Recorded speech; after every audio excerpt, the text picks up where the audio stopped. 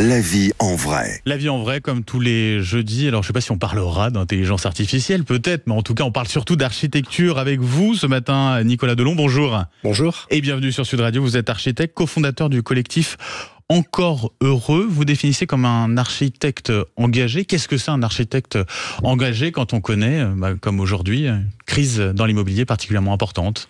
Alors l'engagement, c'est d'abord de partager le constat qui est l'époque dans laquelle nous vivons, où on n'a jamais autant construit depuis 70 ans et en même temps on voit qu'il y a de plus en plus de gens qui ont de la difficulté à se loger. Donc ça, c'est un constat que l'on peut faire vraiment de plein de manières. Et puis l'engagement, c'est aussi considérer qu'on a des nouvelles limites qui arrivent, qui sont des limites matérielles. On va avoir de moins en moins de matériaux pour construire et on voit que l'énergie va coûter de plus en plus cher. Donc si vous voulez, on a une complexité d'une crise du logement qui date pas d'hier. L'hiver 54, c'était il y a 70 ans, de l'abbé Pierre. Oui, bien sûr. Et le rapport de la Fondation Abbé Pierre d'il y a quelques jours fait état de millions de personnes qui sont dans une situation de ne pas pouvoir habiter. Donc nous, notre engagement, c'est comment trouver les conditions d'habiter. Alors comment on prend en compte justement toutes ces difficultés-là, ces crises, Absolument. On peut le dire, Oui. Crise de l'immobilier, crise aussi écologique. Absolument. Voilà. Crise de l'énergie. Crise de l'énergie. Comment on prend en compte tout ça finalement dans cette façon de construire peut-être différemment? Alors, c'est la méthode qui doit être différente. Il se trouve qu'il y a des données matérielles sur lesquelles on n'a pas d'action, sur l'énergie, sur les matériaux, mais par contre, on pourrait trouver d'autres façons de faire. Une des premières choses, c'est arrêter de démolir. On pourrait considérer qu'il ne faut plus démolir de bâtiments, comme la tour INSEE à Malakoff qui va être démolie dans quelques jours, comme des immeubles à Toulouse qui représentent 1400 logements qu'on va démolir pour en construire d'autres. En fait, on pourrait dire, arrêtons la démolition, il va falloir rénover, réparer, réhabiliter. Pourquoi on démolit? C'est plus simple de démolir que de réhabiliter? Alors, il y a plusieurs raisons. En effet, c'est plus simple. Jusqu'à il y a pas très longtemps, c'était moins coûteux. Mais là, on voit que les courbes sont en train de s'inverser. Donc, il va falloir vraiment changer de méthode. Et surtout, il faut dire que ces projets-là sont des projets qui ont été décidés il y a 10, 15 ou 20 ans, qui aujourd'hui sont totalement anachroniques. Donc, en fait, il faut aussi considérer que le monde change très vite et que l'architecture, la façon de faire des villes, lui, change très lentement. Donc, on a besoin de retrouver une concordance des temps, on pourrait dire, entre ces deux éléments. Alors, comment on réhabilite justement? Ça veut dire qu'il faut vraiment se concentrer sur ce qui existe déjà? Oui. Et imaginer comment on peut faire pour peut-être loger davantage?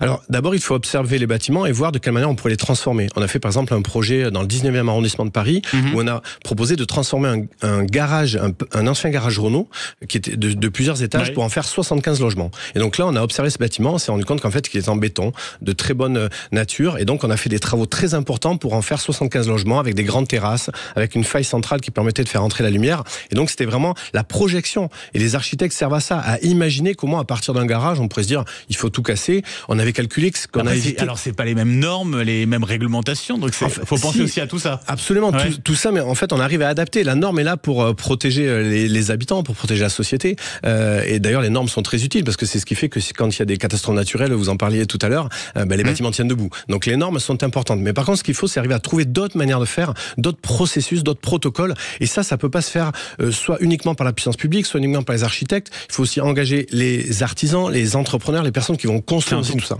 C'est un ensemble. C'est une équipe d'une certaine manière. Absolument. On parle aussi pas mal ces derniers temps de la surélévation. Donc c'est le fait, sur un immeuble par exemple de 3 étages, de construire un 4e, un 5e étage. Absolument. Est-ce que c'est quelque chose qui vous intéresse aussi comme méthode? Est-ce que c'est intéressant? En fait, c'est intéressant parce que et réalisable. C'est intéressant, réalisable. Il faut faire des diagnostics, s'assurer que le bâtiment va tenir, mais ça permet d'éviter d'artificialiser un sol, de construire sur un terrain qui est soit naturel, soit agricole. Et on voit aussi que l'enjeu de l'architecture de demain et des villes, ça va être de ne plus s'étendre, d'arrêter de s'étendre, parce qu'on va devoir vraiment être là où on a déjà construit, parce qu'on va avoir besoin de nous nourrir pendant des siècles à venir, et qu'une fois qu'on a posé un bâtiment sur un champ de céréales, on peut plus cultiver le blé. Donc, si vous voulez, c'est vraiment très important. Et par ce biais-là, vous voyez que il va falloir tout faire en même temps, en fait. Et moi, je pense qu'aujourd'hui, on a un déficit d'absorber cette complexité, d'accepter qu'il n'y aura pas de solution miracle. Là, le Premier ministre a parlé de choc de l'offre dans le logement. On sait que le choc de l'offre ne marche jamais. Ça ne marche, pour faire baisser les prix, ça n'a jamais marché depuis 30 ans. En fait, il faut vraiment faire un choc méthodologique dans tous les domaines, qui sont ceux de la rénovation, de la réhabilitation, de la surélévation, du réemploi des matériaux. On travaille aussi beaucoup sur comment réutiliser les matériaux, et aussi les nouvelles façons d'habiter. Et là, des nouvelles expériences. Absolument. Et ces expériences-là, on pourrait en citer plusieurs. Il y en a une dans la ville de Auch, dans le Gers, qui est la préfecture du Gers, Oui. où là, c'est 14 familles qui ont décidé ensemble d'acheter un ancien couvent qui était abandonné, qu'ils ont acheté pour 300 000 €. Et ils ont divisé cet ancien couvent de 2000 mètres carrés pour que chacun ait son logement. Et donc là, c'est une coopérative d'habitants, on pourrait dire. C'est-à-dire qu'ils se sont mis ensemble, ils ont acheté, ils sont chacun chez eux. Donc c'est pas du tout, ils habitent pas ensemble. Mais il y avait sur ce site-là un ancien gymnase qu'ils ont conservé pour des activités, pour faire des grandes fêtes, etc. Donc ça s'appelle la Convention à Auch. Et si vous voulez, ça nous montre que en fait, autant les ressources sont en train de s'épuiser, mais par contre, notre matière grise est inépuisable. Donc en fait, à la fois, il faut avoir ce discours de dire on va plus pouvoir faire comme avant, c'est une certitude, mais il faut dire aussi, en fait, le champ des possibles est immense. Vous aviez un exemple aussi du côté de Lausanne qui était intéressant. Oui, en Suisse, là où un nouveau dispositif, il y a quelques semaines, de permettre d'échanger des appartements entre des personnes âgées qui sont dans des grands logements, parce qu'au fil de leur vie, ils ont eu des appartements de plus en plus grands, notamment en logements sociaux, et qui peuvent échanger avec des familles qui, eux, ne trouvent pas à se loger. Et donc, c'est une sorte de bourse d'échange qui va permettre aux personnes âgées de payer moins cher, d'être dans un logement qui coûtera moins cher en chauffage, moins cher en entretien, et de permettre à une famille qui, elle, est à l'étroit, parce qu'elle a un deuxième ou un troisième enfant, d'occuper ce logement. Donc là, vous voyez, c'est uniquement de l'intelligence, pas artificielle, mais humaine, pour faire un... Vous n'utilisez pas l'intelligence artificielle. Alors, on est en train de le regarder comme un des sujets, mais on considère qu'il y a beaucoup d'abord à faire sur l'intelligence humaine, et après, on pourra rajouter cette intelligence. Et en conclusion, alors, je le sentais sur certains exemples que vous donniez, c'est-à-dire qu'en fait, cette nouvelle démarche, elle n'est pas réservée seulement aux grands centres urbains, aux grandes villes.